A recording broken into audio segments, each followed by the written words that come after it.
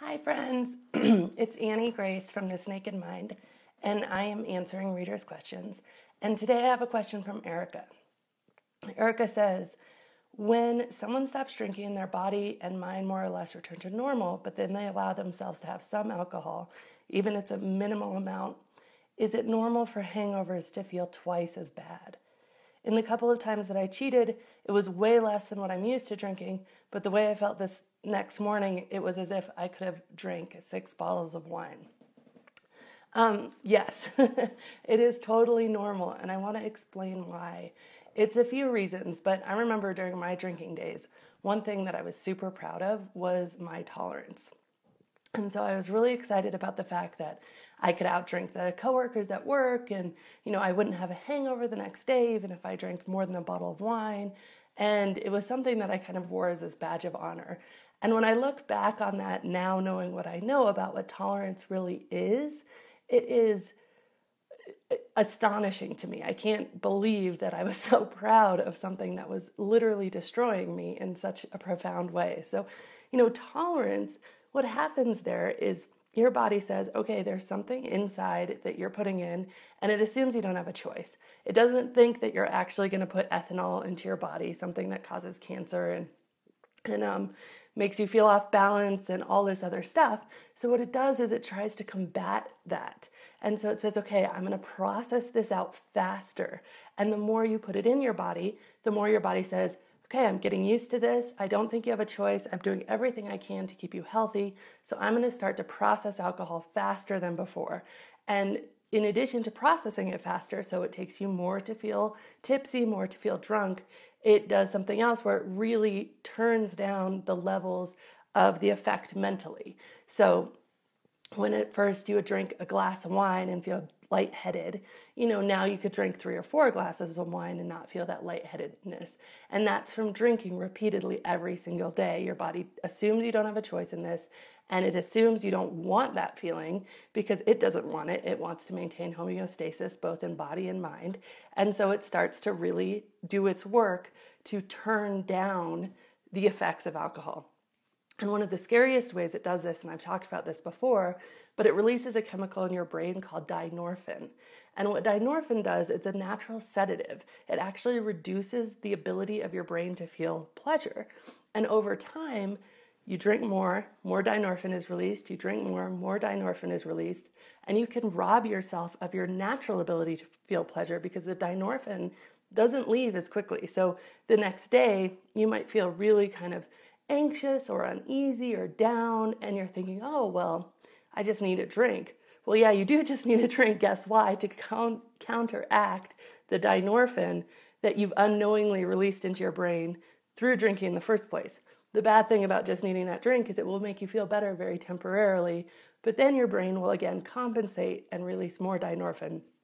And you can see the pattern of where this goes over time and why drinking over time makes it so that you're literally not happy without a drink in your hand.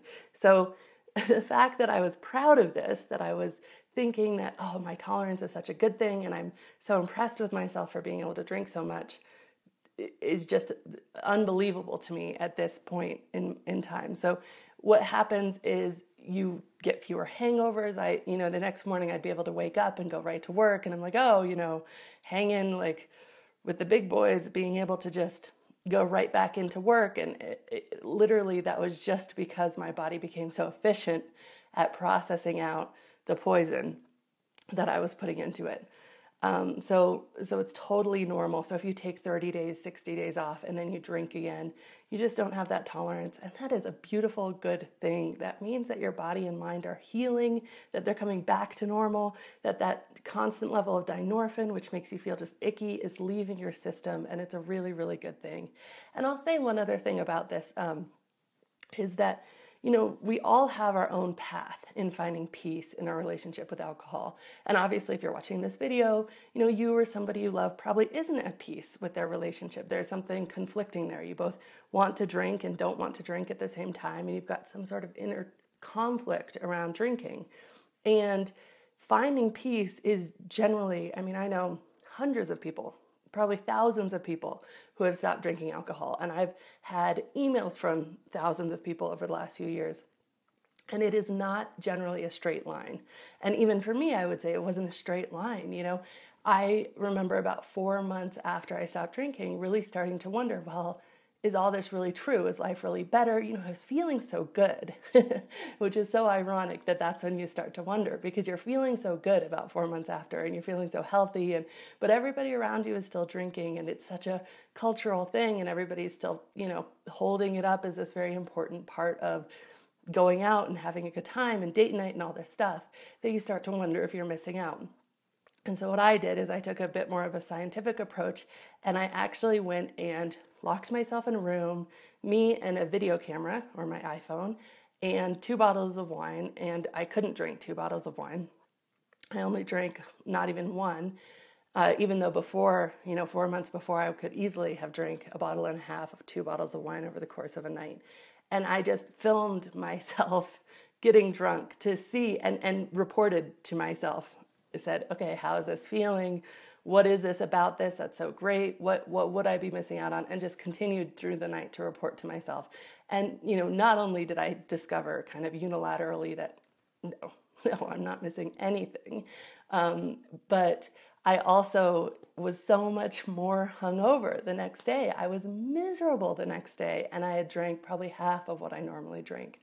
So I think that, again, it's a testament to say, yes, time off drinking will make you feel worse when you drink again, but drinking again is often part of the process. We have to discover this stuff for ourselves. No matter how much you watch videos or you read books or someone tells you something, your own experience, Erica, is going to be the thing that says, oh, okay, this makes sense for me. This is true for me. And it's going to change, your mindset about alcohol more than anything else possibly can. So anyway, wonderful question. I am Annie Grace, author of This Naked Mind. You can start reading my book free at www.thisnakedmind.com.